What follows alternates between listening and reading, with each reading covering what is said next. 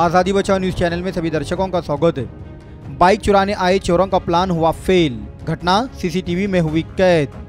दरअसल बीते गुरुवार 28 अगस्त 2024 की देर रात 1 बजे के आसपास सोलापुर शहर जुनापुना नाके के सोलापुर महानगर पालिका पशुवैद्यकीय विभाग का लसीकरण केंद्र है, जहां आवारा व पालतू जानवरों की लसीकरण व निजीकरण किया जाता है। केंद्र के एक कर्मचारी ने अपनी बाइक केंद्र के आंगन में लगा रखी थी और ऊपर सो रहे थे। जहां अनजान 3 चोर आकर बाइक ले जा रहे होते हैं, तभी एक कर्मचारी नीचे आकर देखते ही सारे चोर वहां से 9-11 हो जाते हैं, जबकि अन्य कर्मचारियों के नीचे आने तक वे चोर वहां से भाग जाते हैं। ये सारी हरकत केंद्र में लगे सीसीटीवी में कैद हो गई है। फिलहाल सोशल मीडिया पर ये सीसीटीवी काफी वायरल हो रही है।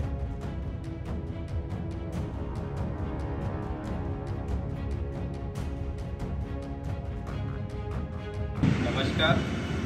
काल नाईटला आमच्याकडे इथे आम्ही गाडी लावलेली होती।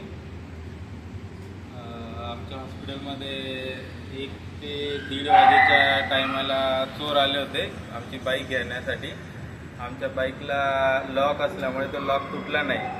ते 3 ते 4 व्यक्ती होते, त्यांनी लॉक तोडण्याचा प्रयत्न केला, पण तरी त्यांच्याकडनं लॉक नाही तुटला। आमचा एक व्यक्ती खाली आला, त्याने बघितलं, तो जोरात चोर करायला लागला, तर त्यांनी गाडी आमची अर्ध्या रस्त्यामध्ये म्हणजे थोडं पुढे जाऊन सोडून दिली आणि पळून गेले। तर आमच्याकडे प्रशिक्षणाने लक्ष द्यावे।